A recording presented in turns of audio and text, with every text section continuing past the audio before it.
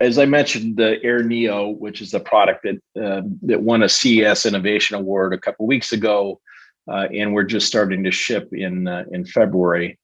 So it's in production right now, and it's actually the one that I sent you images and video of. We have improved the optics significantly, but here's our failure. The first two versions of the product were really just the interest in flying it. Right? It was like an RC car, and I'm sure maybe your kids have had an RC car, and you play with it for maybe 2 days, and then you're kind of done, right? Because it doesn't quite, it just doesn't keep bringing you back. Our third generation product was shown at CES 2020. We had a number of best in shows at CES. We were showing this idea of it flying out of your hand and taking a picture and coming back. And something called the pandemic happened. And my team in Italy, myself, we have been unable to get to China since December of 19. And it was kind of a disaster for us, actually. We tried 3 different factories.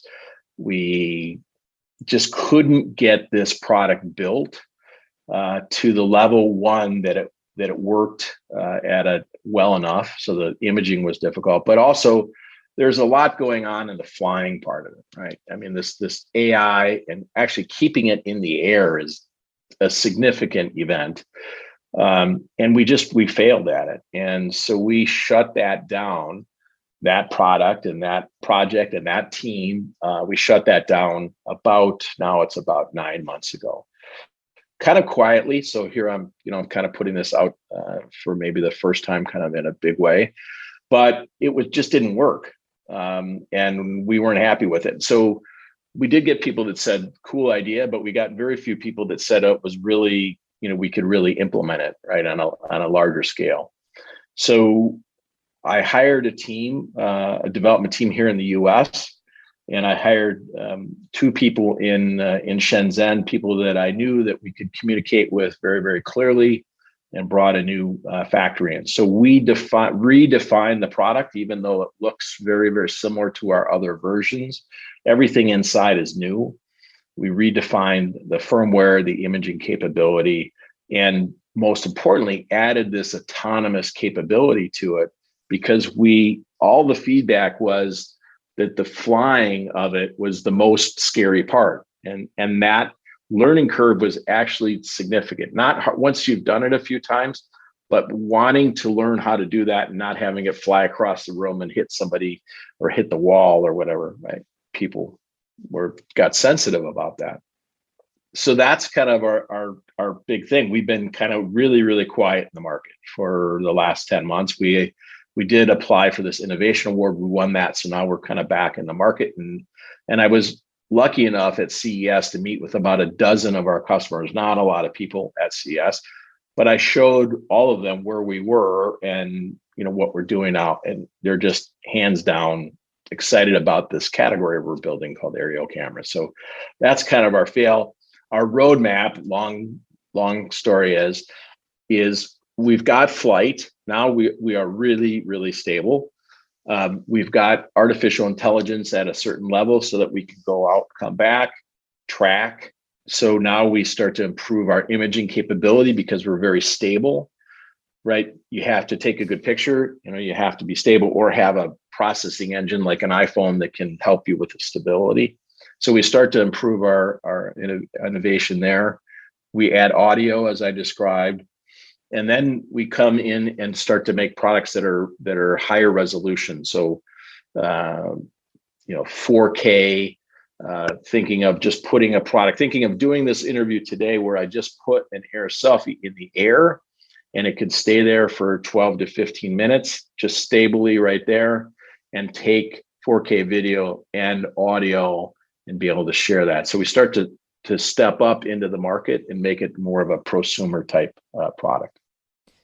So we're not a drone company, you're not calling it a drone, but creating an AirSelfie is complex because not only do you have the hardware for the AirSelfie, but then as you mentioned, you have to come up with all the software plus the camera components. So what is the process for your team, do you do all that design in-house, or do you source some of the components from other like third-party retailers? Yeah. We are very, very lean. I'm actually the only full-time employee in Minnesota today. We use a lot of great outside resources. The team that's doing our product development is an ex-DJI. So DJI is the market leader in drones. I think they globally own 70%. So there was a team here in the US that did a lot of work for them. We've hired that team. They've actually invested in us because they're excited about what we're doing.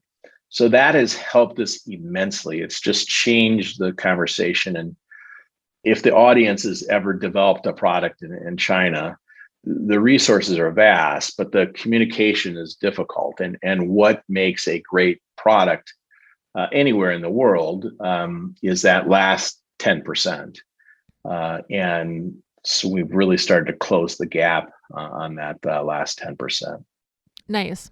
I have a friend who has a camera startup, and I'll connect you. It's called Revel. It's REVL, and it's a bunch of guys from, oh my gosh, like a really well-known Ivy League school that I'm brain dead. Anyway, they all went to school together, and I met them all because we shared a co-working space in San Francisco. But they work with like Audi and Porsche, Wow. and to do these like performance cameras for exactly the type of work that you're doing. So if you're interested, I'm happy to make an intro. I'd love if you're to. looking for a camera company. One that's also really interesting is a group out of San Francisco called WristCam, and they've made a watch band for your Apple Watch that has 2 cameras in it. So there's a lot going on in the camera space, right? I mean, images, capturing images, the different ways to capture images is growing, even though Canon, Nikon, Sony are all under duress with what's happening in the traditional digital or DSLR market. It is all moving to either smartphone based or something that can be in the air that gives you a different perspective that you can't get with your smartphone. You mentioned that you're going to go into production with the Air Neo in April. Is that what you said?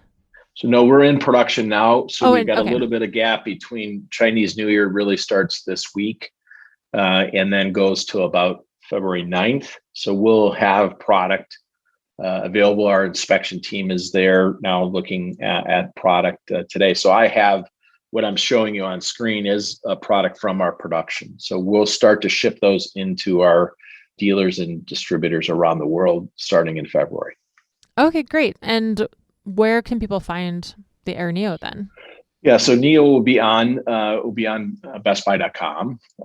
It'll be on bestbuy.com in Canada also. It will be on retailers like B&H Photo and Adorama. It will be at beta stores if the group knows beta stores. So in the US, we've got distribution. We've been a little more cautious on distribution in the US. Obviously, we're here. But the players are very big, like Best Buy and Target and Walmart, and we just want to be careful with building that market. In Europe, we're really strong across Europe, actually. Obviously, in Italy and France, we're in kind of all the big retailers there. We're in Germany, so successful there. And then we've got some distribution in Singapore and Hong Kong. We've sold product in 110 countries. So that one of the cool things about AirSelfie is that you don't really have to explain it, right? And now, and I'm beating the dead horse here, but now that we've taken the controller away from it, anybody can do it. So I won't say your 1-year-old can do it, but my my 5-year-old grandson can click and fly out of his hand, come back to him. That's great. So do you just like put it on your hand, you open the app on your smartphone, you just hit like a couple buttons and then it automatically turns on, flies away, does its thing and comes back to your hand? So look, I love that question. You take it out of your pocket, you turn it on. Once the blue light flashes at you that's on, then you just click the button. So you're not connected to your smartphone. So you don't have to have that other step. The smartphone connection comes back when you want to retrieve the pictures.